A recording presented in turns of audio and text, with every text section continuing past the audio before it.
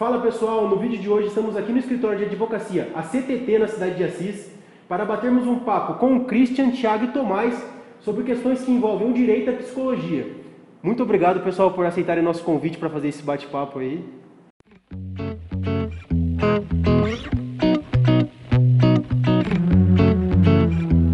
Um prazer, muito obrigado também por nos receber aqui no nosso escritório, no seu canal. Sejam muito bem-vindos. Agradecendo realmente a oportunidade, é muito interessante para nós de vocês, a gente aqui já acompanha, estamos ansiosos por esse momento e agradecer realmente a oportunidade da gente contar um pouco do nosso dia a dia, baseado também no que vocês trabalham, que é muito interessante. Bom, espero que a gente possa ajudar, né? E que o pessoal goste do vídeo. A gente tem que agradecer, espero que todo mundo possa curtir também. A gente agradece aí vocês por dar essa oportunidade de bater esse papo aí, né? Vai ser interessante, vai ser muito enriquecedor para o canal e para quem está nos assistindo também. Bom, pessoal, a gente sabe que é comum, eventualmente, o profissional do direito encontrar casos em que a pessoa sofreu algum tipo de violência, seja ela física, sexual ou emocional. Vocês podem falar um pouquinho para a gente como que o profissional do direito lida com situações dessas quando se deparam aí no dia a dia? Realmente é muito difícil, a gente tenta ao máximo separar o profissional do pessoal, mas em alguns casos a gente não consegue.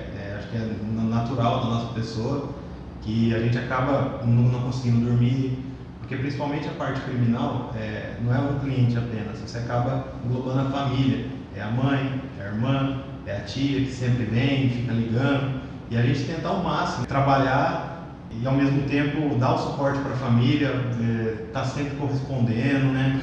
Um caso muito prático que tivemos esse tempo foi a situação onde esperávamos a audiência e tivemos um contato direto com o cliente, onde ele falou, olha, dependendo do resultado, eu vou pôr fim à minha vida.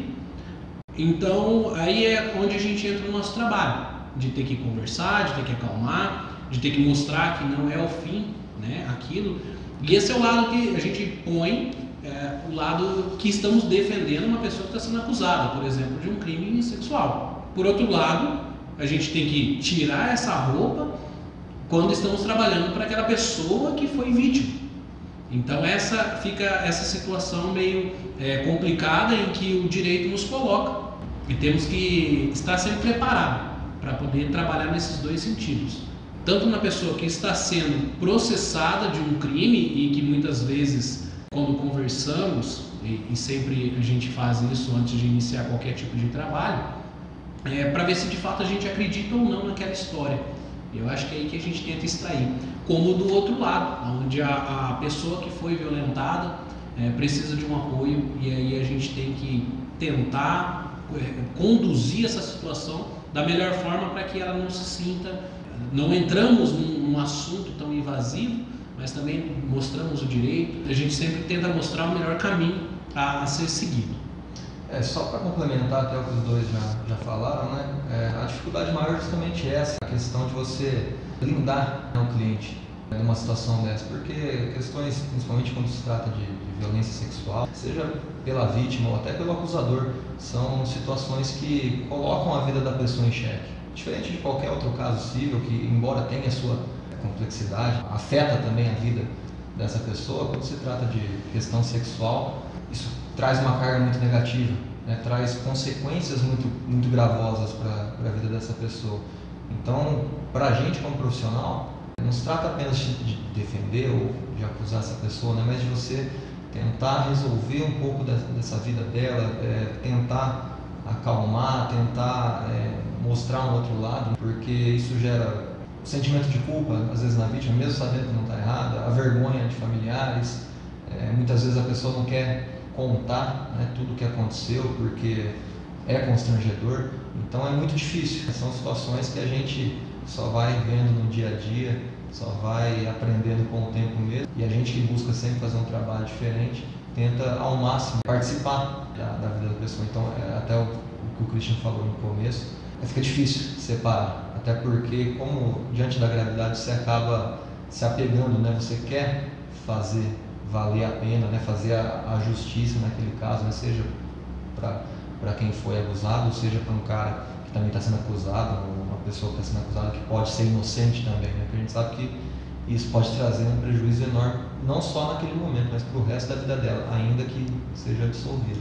Até mesmo porque muitas vezes a gente se põe no lugar, né? A gente, por mais que às vezes está defendendo um acusado de um crime sexual, normalmente a gente acredita no cliente, defende a verdade dele e a gente se põe no lugar, por isso que fica difícil.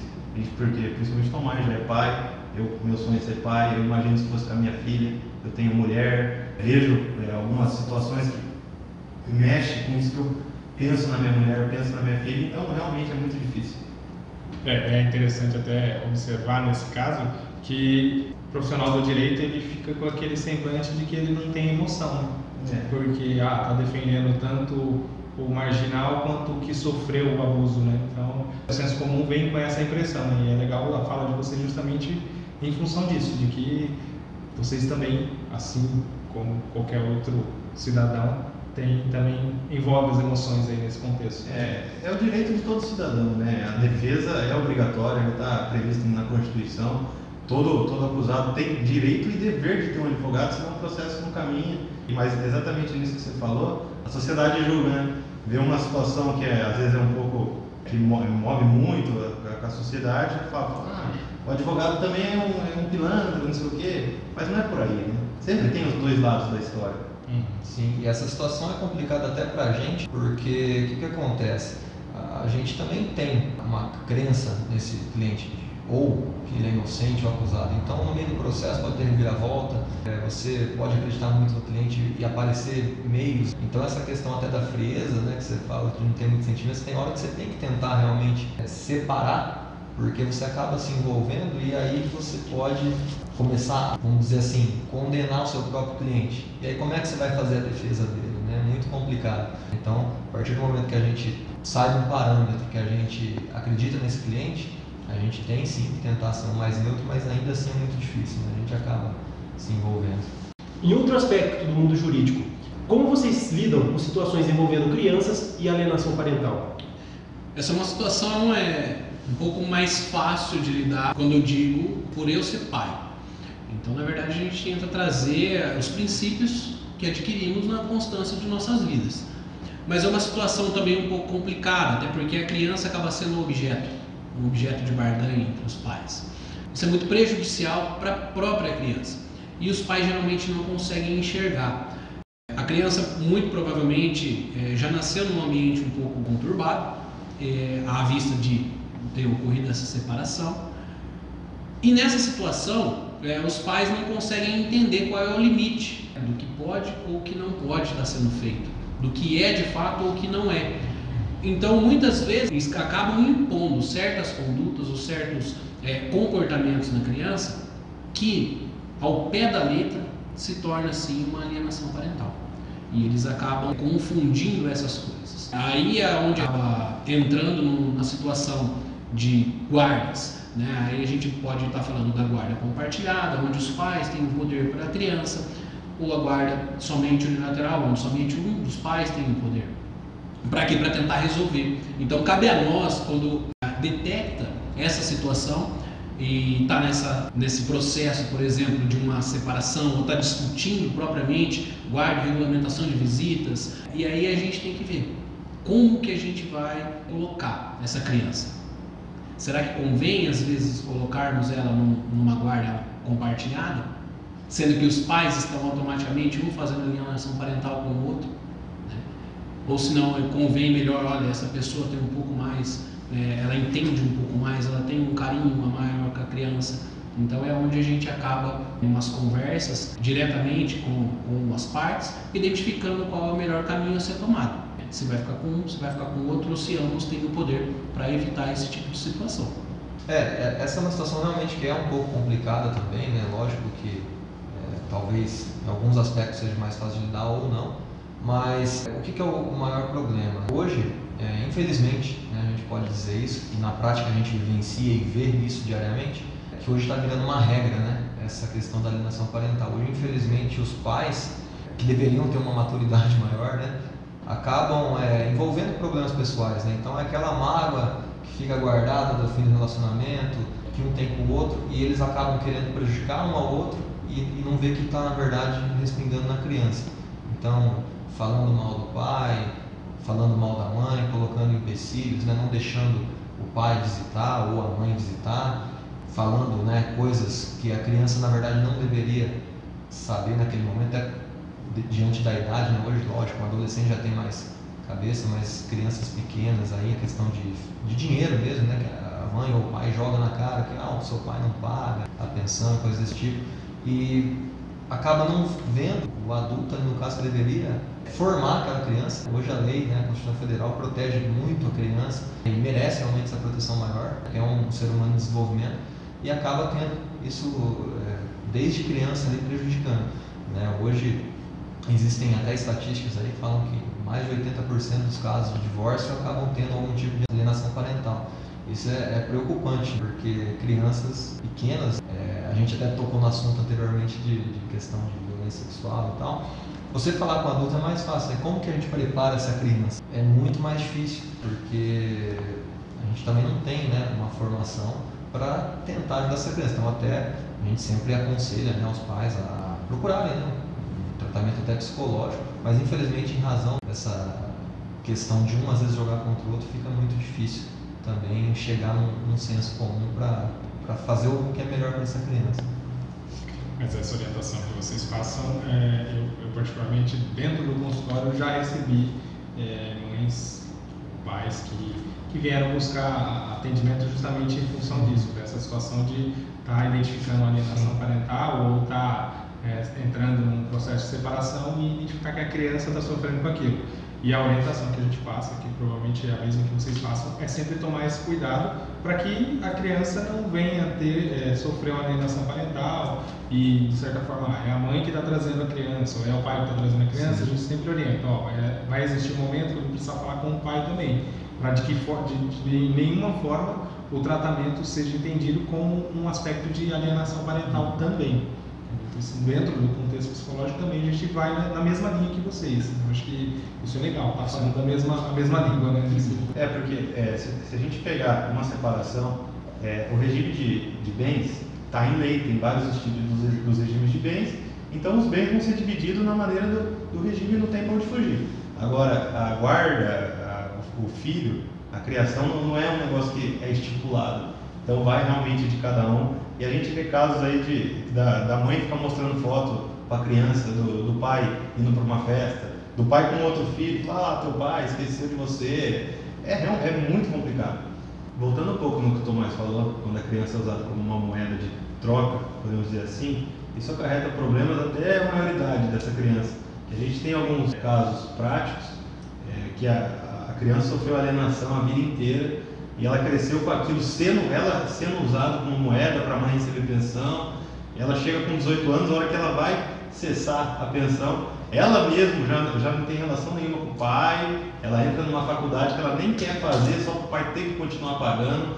Então ela criou essa crença, né? Então ela vai ser isso pro resto da vida praticamente. Uma coisa que eu vejo até nos estudos que eu faço na faculdade é a questão da criança enxergar o outro par do pai pelos olhos do par que está acusando, né? Ou ver o pai pelos olhos da mãe, ou ver a mãe pelos olhos do pai. Isso é muito prejudicial mesmo para a saúde dessa criança. Quando chega na idade adulta e é o que nem você falou, usa o pai para punir o pai. Lembrando que a gente, quando coloca rótulos entre pai e mãe, essas coisas acontecem entre ambos. Geralmente a gente cita o caso prático aqui de um pai que está pagando pensão, porque isso é o corriqueiro. Geralmente, na maioria das vezes, é a mãe que tem a guarda. Então a gente tem que hoje, as situações do direito de família propriamente dito estão mudando. Então a gente tem que lembrar também que há o outro lado. Às vezes é o próprio pai que está fazendo aí o que a gente chama de pai, fazendo o papel da esposa, fazendo o papel de mãe e fazendo o papel de pai. E em contrapartida, a própria mãe também deixando de cumprir com suas obrigações. E aí é onde acaba usando a criança como intitulamos aqui na entrevista, como uma moeda de troca. E muitas vezes também, nem o pai nem a mãe identifica o que ele está fazendo. E sabe, ele não tem a noção do que ele está provocando na criança, não tem a noção que é até crime, né? A alienação parental. O simples fato, às vezes, da mãe não deixar o pai vir visitar, ou do pai não deixar a mãe visitar, isso já vai gerando um dano na criança que, dependendo da situação, pode ser irreparável. E se sente abandonada, né? Fala assim, você tá vendo porque não gosta de mim. E muitas vezes é a mãe. Só que ela mesma às vezes não enxerga o que ela está ocasionando. Simplesmente às vezes tem um mau final de relacionamento, tem uma traição, ela cria um sentimento de vingança que ela vai ir punindo o pai, só que ela está punindo o filho. E isso que é complicado. Bom, passando ainda pelo direito da família, eu queria que vocês falassem também a respeito disso. A gente falou sobre a questão da alienação parental, eventualmente numa separação, mas quando existe a separação e não existem crianças, como vocês lidam com essa questão emocional envolvida ali naquele contexto da separação? E nesse caso aí, né, até a gente, como acabou de falar, né, de alienação parental e tudo, sabe que na maioria dos casos o problema maior de separação até envolve as crianças, mas partindo de um outro lado, da mesma forma que quando tem criança, um dos maiores problemas é essa briga, né, entre casais, porque isso não atinge só a questão da criança, mas sim questões patrimoniais e diversos outros pontos. E aí o que é difícil, né? Você colocar na cabeça do cliente ou de outra pessoa o que é o certo, porque na verdade ele quer atingir aquele objetivo dele, né, nessa separação. Então envolve tudo aquilo, né, que construíram ao longo da vida, e aí que naquele momento, e geralmente a gente fala assim, né, naquele momento da briga, quando vai para o judiciário mesmo, né, porque os casais que se separam de comum acordo ou têm uma boa relação acabam sendo mais tranquilos, né, e resolvem entre si. E aí tem outras situações, né, que envolvem animais, objetos, e tudo isso pode criar essa dificuldade também de atender esse tipo de cliente. Quando o Thiago diz que envolve outras coisas, hoje está tornando muito comum você fazer a separação, não dá certo, separa, tudo bonitinho, os bens aqui, isso é meu, isso é seu, e aí a gente entra num conflito que hoje são os animais de estimação, os pets. E aí é óbvio que não tem como fazer uma alienação parental, mas você entra numa briga judicial tremenda para saber com quem que vai ficar esse bichinho de estimação. Então é aí também que nós temos que trabalhar esse lado afetivo, o lado como que a gente vai colocar a guarda. Vamos falar de guarda, por exemplo, guarda compartilhada, ou a alternância da guarda, um tempo com você, um tempo comigo.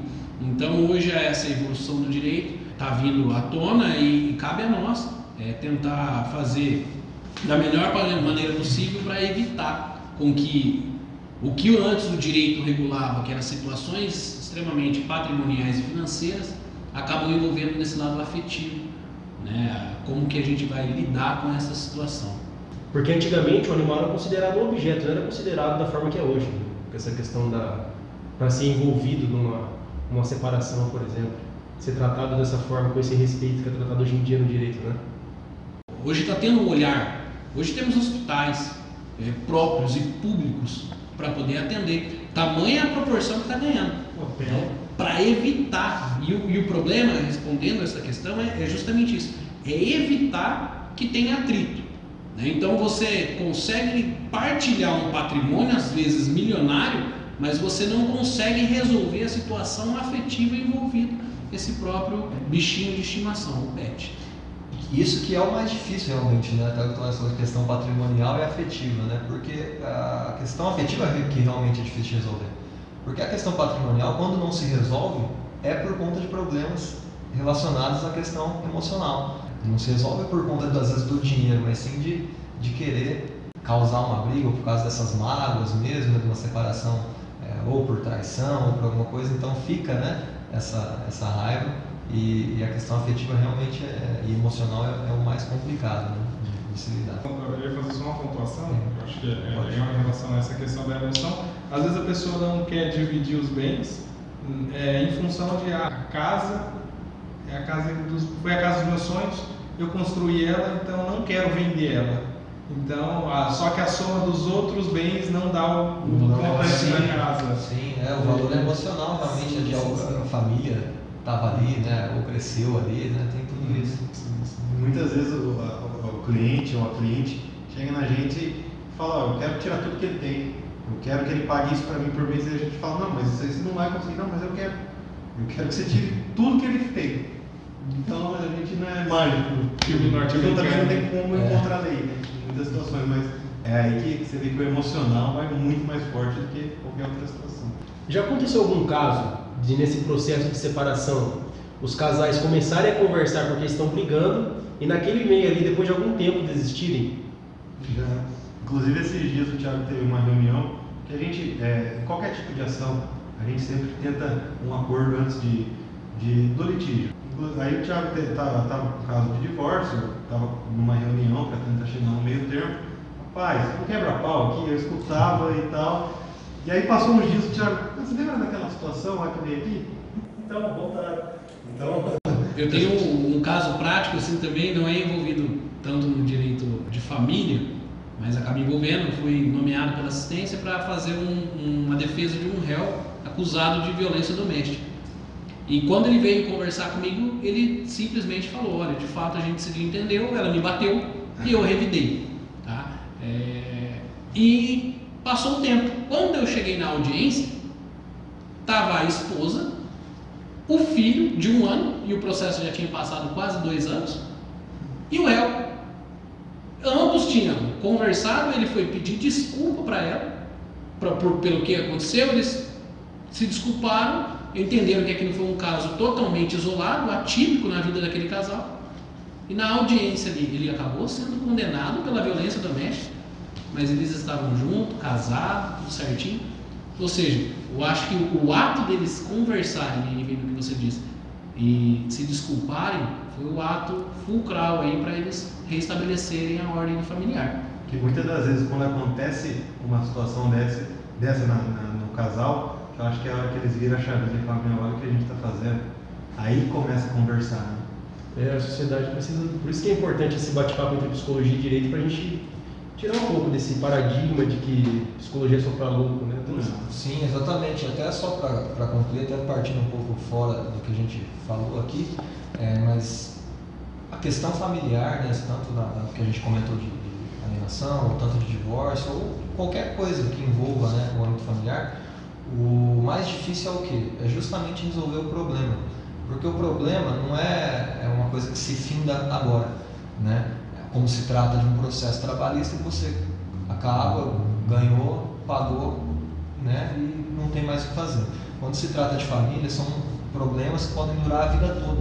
Então não basta você decidir com quem vai ficar essa criança, ou com quem vai ficar esse patrimônio. Na verdade, o trabalho hoje, né, do direito mais evoluído, é tentar não só fazer o que está escrito na lei, mas tentar sanar esses problemas para que essa família possa viver por muito tempo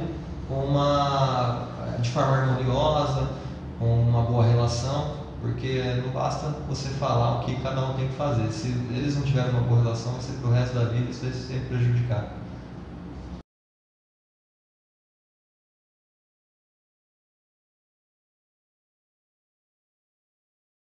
Para mim não, já tá nos minutos aqui, essa foi 5 minutos e meio. Em outro aspecto.